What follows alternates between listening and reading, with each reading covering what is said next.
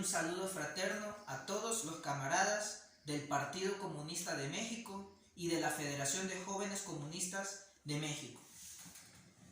Mi nombre es Eduardo Vázquez, soy parte de la Dirección Nacional de la Juventud Comunista del Ecuador. Como ustedes sabrán, en este evento tan importante que ustedes están aquí, es importante aplaudir desde acá del Ecuador el esfuerzo enorme que están haciendo en dar la lucha ideológica y formar a sus militantes en el combate y en la lucha de clases, dentro de la lucha de clases. Como es de su conocimiento, el país, nuestro país, el Ecuador, pasó por situaciones muy críticas y de agudas tensiones, en el cual a los comunistas en el Ecuador y a los comunistas en América Latina nos da para obtener muchas conclusiones, para poder también inclusive ajustar algunas piezas dentro de nuestro partido y dentro de nuestro accionar.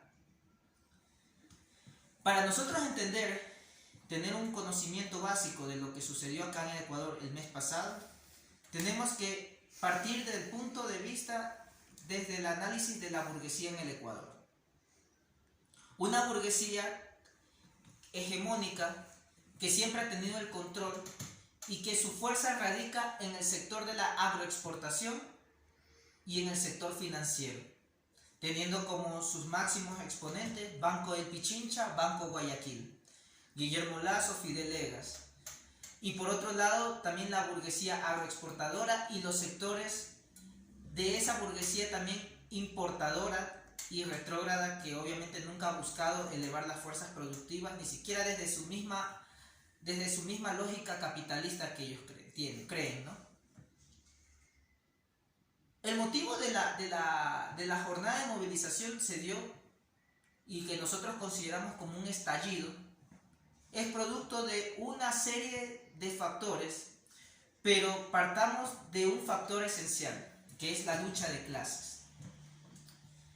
Lo que vimos en televisión, o de pronto los que estuvimos aquí en el Ecuador, y vimos y lo palpamos y que vimos esa confrontación, pudimos observar lo que es capaz de hacer la burguesía por mantenerse en el poder, por mantener sus intereses monopólicos y hegemónicos dentro de la política y la economía del país.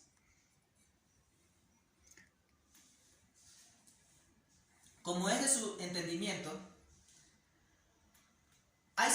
hay diversas lecturas que pueden dar sobre estos procesos de estallidos que se han dado en Chile, en Ecuador, en Haití. Y bueno, dentro de eso hablan el tema del neoliberalismo. Es verdad, es un modelo económico, es una ecuación económica que afecta, que ha sido diseñada por economistas de la burguesía más rancia de los Estados Unidos. Pero hay que entender algo, y que está diseñada para América Latina. Pero también partamos de algo, no solamente limitarnos a la crítica al neoliberalismo, ni que a culpar al neoliberalismo.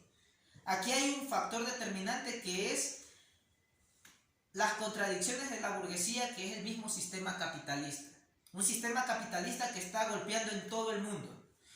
Constantes crisis económicas y que prácticamente las potencias imperiales lo que hacen es sostener ese sistema a base de sangre, represión, muerte y genocidio. Como entenderán, aquí en Ecuador el saldo fue alarmante. Más de una docena de muertos, miles de heridos, cerca de 1.500 presos políticos, cerca de 1.200 personas heridas, y tras eso compañeros que fueron perjudicados de una u otra manera. Actualmente nos encontramos en un proceso de persecución a todos los líderes sociales aquí en el Ecuador. Esto no es una broma, esto es algo serio. En este momento inclusive un dirigente sindical, presidente de Osuntrans, está siendo procesado judicialmente solamente por unos comentarios de oposición. Es decir, estamos en un proceso de criminalización de la protesta y de la opinión. Frente a eso, los comunistas tenemos que tener bien clara la película, tenemos que tener bien claros los objetivos y avanzar obviamente como nos ha enseñado el maestro Vladimir Ilich Lenin, avanzar la construcción, el fortalecimiento del trabajo dentro de las masas, los frentes de masas, fortalecer la disciplina dentro del partido, formar a la militancia, y etc. Lo que podemos decir que produjo, el factor que produjo el estallido social acá en el Ecuador es la lucha de clases. No hay otra lectura más. Y dentro de eso, bueno, algunas determinantes que dieron, por ejemplo, la mala gestión del gobierno, el tema del paquetazo, las políticas, las reformas laborales, etcétera, y todas las amenazas que han venido dándose, incluyendo la carta de intención que firmó el gobierno ecuatoriano con el FMI. Esa carta de intención del FMI fue la gota que derrama el vaso y es lo que provoca aquello. Pero entendamos que esto es una lucha de clases. Las decisiones que toma el gobierno las hace con una hazaña dirigido contra la clase obrera. Esto es lucha de clases. Y la clase obrera tiene que responder revolucionariamente a esas agresiones de parte del gobierno y de los grupos de poderes económicos. Como en todos los países del mundo, quienes gobiernan no son los presidentes, son los monopolios, son la burguesía, las cámaras, los grupos de poder económicos. Y en este sentido, compañeros, camaradas, es necesario entender ese punto. La reacción que se dio aquí, las manifestaciones que se dieron aquí, nuestro partido tuvo una notable participación en diferentes provincias donde tenemos presencia, en la provincia de Imbabura, en la provincia de Pichincha, que es la capital, Guayas, Esmeraldas, Manabí, El Oro, Tungurahua, o sea, una gran parte de las provincias el partido tuvo una capacidad de respuesta. Pero tampoco hay que entender también y saber dar un balance sobre aquello. ¿Qué pasó ahí? Y hay que entender algo. Este estallido fue una reacción espontánea. Fue una reacción espontánea en la cual el pueblo ecuatoriano, ya cansado, hambriado y hostigado de las políticas capitalistas y de la burguesía, prácticamente reacciona y se moviliza a las calles a combatir. El partido tiene que dar el acompañamiento, y esto nos lleva a una reflexión política de que ese movimiento, esa masa gigante, esos millones de ecuatorianos, no hubo la conducción de un partido revolucionario. O sea, hubieron expresiones de la izquierda que se movilizaron, que estuvieron ahí acompañando, pero no hubo la conducción de un partido real. Quienes asumen ese liderazgo, esa vanguardia, es el movimiento indígena por medio de su gremio, que es la Confederación de Nacionalidades Indígenas, la CONAIE. Pero la CONAIE, entendamos algo, es una expresión muy heterogénea. Inclusive expresiones hasta de derecha existen dentro de la CONAIE. Expresiones que responden a las ONGs gringas y europeas que financian inclusive para satisfacer intereses imperiales. Como también hay sectores y bases del movimiento indígena y de la CONAIE que son muy trabajadores, que tienen unas prácticas muy revolucionarias y que han emprendido un trabajo muy interesante. Dirigentes honestos como también dirigentes que son muy cuestionados. Un factor importante es que la anterior dirigencia de la CONAIE fue desplazada, eso hay que también valorar esa situación. Fue desplazada por otros dirigentes. Los que han asumido esta pelea al frente de la CONAIE son personas que no tenían roles de dirección nacional, y eso es muy saludable, y son gente que han tenido un discurso antiimperialista contra el Fondo Monetario, contra las medidas neoliberales, contra el sistema, y también han sabido tener una posición política muy coherente. Pero como es algo heterogéneo, debamos entender eso. Entonces, ¿qué conclusión podemos tener de aquello? De que esto nos lleva como partido es al fortalecimiento de la organización. A partir de ahora nos va a ayudar, esta prueba de ensayo en primer lugar nos hizo pisar calle y nos hizo entender cómo hace cómo se expresa violentamente el enemigo, frontalmente.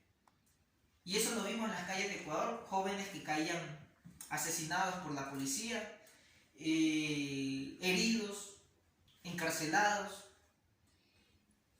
Y eso nos hace permitir comprender cómo reaccionar y nos hace ayudar a coger experiencia en ese tema. Pero asimismo también nos ayuda también a la acumulación de fuerza. Esa acumulación de fuerzas que nos ayuda ya a entender cómo reacciona el pueblo, a lograr involucrarnos en las masas, a pelear junto con el pueblo ecuatoriano, a fortalecernos políticamente, a hacer visibilizar la política del partido dentro de las masas. También podemos hablar de que pudimos ver las fuerzas que podemos inclusive emprender una unidad de acción. Y hay que entender que esta lucha no es solamente el Partido Comunista, también tenemos que buscar otras fuerzas. Y en esas fuerzas, las fuerzas más democráticas, revolucionarias, emprender una política y un programa de la izquierda para poder enfrentar esas situaciones. Frente a esta situación también tenemos que analizar también cómo el imperialismo ha trabajado también en ciertos sectores, organizaciones sindicales. El Frente Unitario de Trabajadores ha tenido, y nuestra otrora Confederación de Trabajadores de Ecuador ha tenido un papel muy nefasto dentro de aquello, apoyando las reformas laborales prácticamente y tratando de neutralizar el descontento de las masas. Eso es algo que prácticamente la historia no les va a perdonar a esos dirigentes. Pero sí hay bases del movimiento de los obreros que están trabajando y avanzando en esta lucha. Para finalizar, compañeros, y primero y volverles a felicitar por este evento que están haciendo en México. Es importante este tipo de eventos para poder entender la realidad política del país. Una conclusión es de que nuestra lucha no es contra un modelo económico. Nuestra lucha no es contra un gobierno. Nuestra lucha es contra un sistema, que es el sistema capitalista. Y para concluir, compañeros, no podemos dirigir nuestra lucha sin objetivos. Tenemos que, cada movilización que hagamos, cada acción que tomemos, emprenderla como un objetivo. Y como un objetivo no de lesionar simplemente a la policía o la forma, sino de lesionar a los intereses de la burguesía, quienes son los que generan las contradicciones sociales y políticas en el Ecuador y en el mundo. Bueno, camaradas, no quito más tiempo. Les deseo éxito en su evento. Un abrazo y al Partido Salud, aquí está su juventud.